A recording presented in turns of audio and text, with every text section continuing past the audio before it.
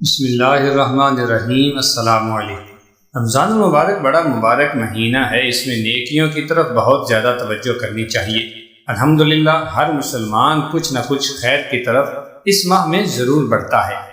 اس ماہ میں نیکیوں کی کیا اور رمضان کی کیا خصوصیات ہیں، عام طور سے امت مسلمہ اس سے واقف ہے۔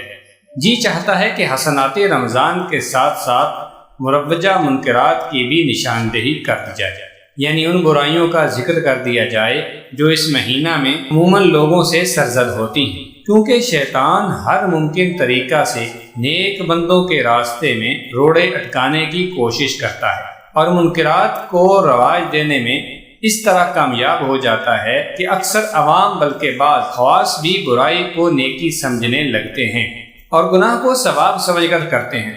رمضان المبارک میں درج ذیل منکرات کا ارتکاب کیا جاتا ہے۔ ایک بہت بڑا رواج یہ ہے کہ کم سن بچوں کو روزہ رکھا کر بچے کی تصاویر سوشل میڈیا پر شائع کی جاتی ہیں۔ اسی طرح بچپن ہی میں بچے کے ذہن میں ریاکاری کا بیج بو دیا جاتا ہے اور بچے کے دل میں یہ بات جم جاتی ہے کہ روزہ رکھنا ایسا کام ہے جس کا میڈیا پر اشتہار دینا چاہیے اور نیکی کو اچھالنا بھی ایک ضروری کام ہے۔ الیاذ باللہ، روزہ رکھنا مقصود نہیں بلکہ شہرت مقصود ہے۔ سب جانتے ہیں کہ ریاکاری نیکیوں کی یاری ہے، اس کے ہوتے ہوئے کوئی نیکی نہیں رہتی۔ ایک اور رواج یہ ہے کہ افطار کی دعوتیں دی جاتی ہیں۔ جب سے کم سن بچوں سے روزہ رکھا کر ریاکاری کا سلسلہ چلا ہے، اس وقت سے ان دعوتوں کا رواج اور زیادہ زور پکڑ گیا ہے۔ دعوت و ضیافت اچھا کام ہے، مگر اس کے ساتھ یہ مصیبت کھڑی ہو گئی ہے کہ افطار کرتے کرتے نماز مغرب بالکل چھوڑ دیتے ہیں یا باجماعت نماز ترک کر دیتے ہیں۔ یہ ایک عظیم خسارہ ہے۔ اگر دعوت نہ ہوتی تو جماعت کی نماز مسجد میں پڑھتے اور 27 نمازوں کا ثواب پاتے، مگر دعوت نے یہ سب ثواب ضائع کر دیا ہے اور دعوت انسانی کی وجہ سے دعوت رحمانی کی شرکت سے محرومی ہو گئی ہے، جس کی طرف حی علی الفلاح کے ذریعے منادی ربانی نے بلایا تھا۔ بعض حضرات بالکل تو جماعت ترک نہیں کرتے بلکہ افطاری کے لیے نمازی بلکہ بے روزہ دار مہمانوں کو چھوڑ کر مسجد میں پہنچ کر 1-2 رکعت پا لیتے ہیں۔ ان میں وہ حضرات بھی ہوتے ہیں جو دوسرے مہینوں میں صف اول اور تکبیر اولیٰ سے ناگاہ نہیں ہونے دیتے، مگر رمضان جیسے مبارک مہینے میں جو نیکیاں زیادہ کرنے کا مہینہ ہے، صف اول اور تکبیر اولیٰ کے عظیم ثواب کو افطاری کی نظر کر دیتے ہیں۔ اللہ تعالیٰ سمجھ دے۔ اور ہاں، بعض ضیافتوں میں مولوی صاحبان، حافظ، قاری حضرات موجود ہوتے ہیں۔ یہ صاحب دعوت ہی کے گھر میں باجماعت نماز پڑھا دیتے ہیں۔ جماعت کا ثواب تو مل جاتا ہے، مگر 2 باتیں اس میں بھی قابل توجہ ہے۔ ایک تو وہی بات جو ابھی عرض کی گئی ہے کہ جس ماہ میں زیادہ نیکیوں کی طرف متوجہ ہونے کی ضرورت ہے، اس میں بڑی جماعت کی شرکت چھوڑ دی اور مسجد جانے پر جو ہر قدم پر نیکی لکھی جاتی ہے اس سے محروم ہوئے۔ دوسرا یہ کہ مسجد کی جماعت چھوڑ کر گھروں میں چھوٹے چھوٹے جماعت کرنا شریعت کے مزاج کے خلاف ہے۔ سنت نبوی کے ساتھ بالکل اس کا جوڑ نہیں بیٹھتا۔ ہر نیک کام کی رفعت و بلندی کا معیار سنت کے مطابق ہونا ہے۔ تھوڑا تھوڑا ہٹنے سے آگے چل کر بہت زیادہ ہٹ جاتے ہیں۔ بہت سی بدعتوں نے اسی طرح رواج پایا ہے۔ شاید کوئی صاحب یہ خیال فرمائیں کہ دعوت جیسی نیکی سے روکا جا رہا ہے، حالانکہ یہ سنت کا کام ہے۔ سنت ہونے میں کیا شک ہے، مگر نماز باجماعت مسجد میں ادا کرنا کیا سنت نہیں ہے؟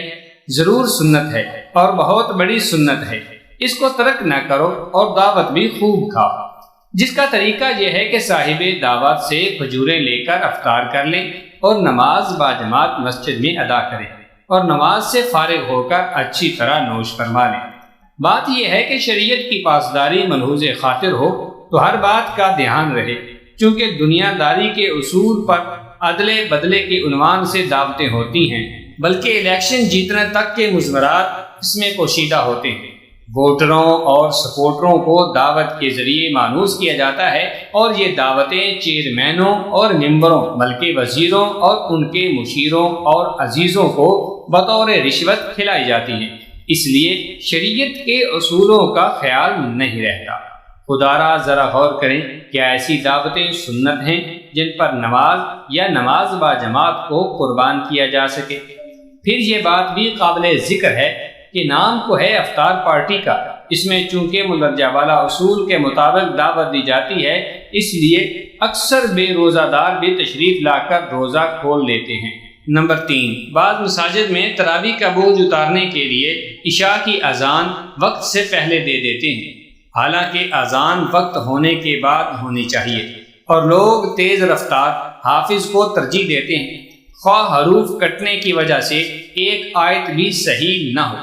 نمبر 4، بہت سی عورتیں تراویح نہیں پڑھتی اور اس کو صرف مردوں کے کرنے کا کام سمجھا جاتا ہے، حالانکہ نماز تراویح بالغ مرد و عورت سب کے لیے سنت مؤکدہ ہے۔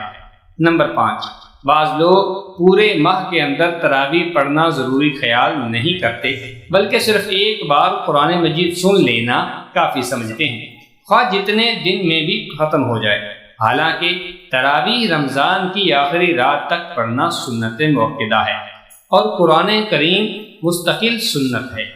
نمبر 5، بعض مساجد میں نابالغ کے پیچھے نماز تراویح پڑھ لیتے ہیں اور حضرت امام اعظم ابو حنیفہ رحمۃ اللہ علیہ کے مسئلے پر ہونے کے بھی مدعی ہیں، حالانکہ حنفی مذہب میں نابالغ کی ابتداء میں فرض، سنت، نفل کچھ جائز نہیں۔ نمبر 7، ختم کے دن برقی کمکما اور رنگ برنگ کی لمبی لمبی لائٹوں سے مساجد کی سجاوٹ کی جاتی ہے اور اس کی دیکھ بھال کے باعث منتظمین مسجد اس رات کو نماز باجماعت بلکہ پوری یا آدھی تراویح کی شرکت سے بھی محروم ہو جاتے ہیں۔ بھلا قلوب کو منور کرنے والے انوار قرآنیہ کے سامنے اس ظاہری آرائش کی کیا ضرورت ہے؟ محققین کے نزدیک یہ سب اسراف اور فضول خرچی ہے، جس کے لیے شریعت میں وعید آئی ہے۔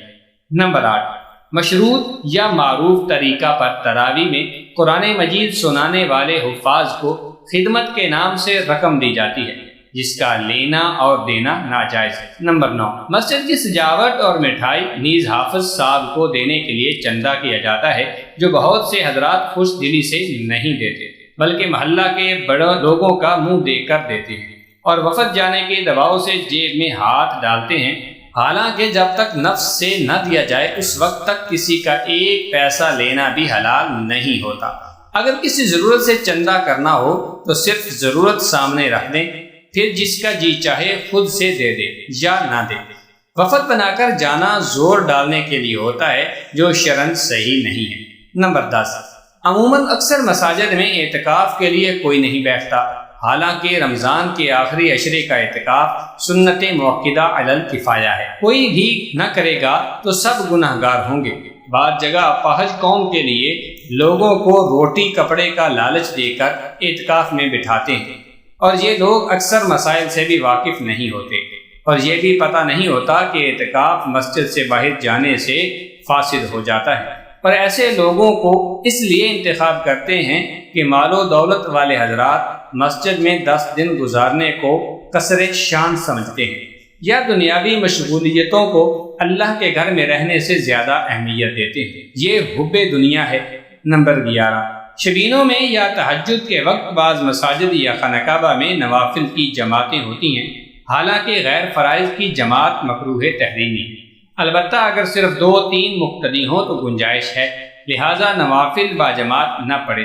اگر شبینہ کرنا ہو تو تراویح میں پڑھیں، بشرط یہ کہ سب توجہ سے سنیں، قرآن کریم کی طرف سے بے التفاتی نہ ہو، اور ضعیفوں کی رعایت بھی ضروری ہے، ان کے لیے چھوٹی صورتوں سے پہلے تراویح پڑھا دیں۔ اگر آپ کو یہ ویڈیو پسند آئے تو ویڈیو کو لائک کرتے ہوئے چینل کو سبسکرائب کر دیں، دوستوں کے ساتھ شیئر کریں، کمنٹس باکس میں اپنی قیمتی آراء سے ضرور آگاہ کیجیے۔ اللہ حافظ۔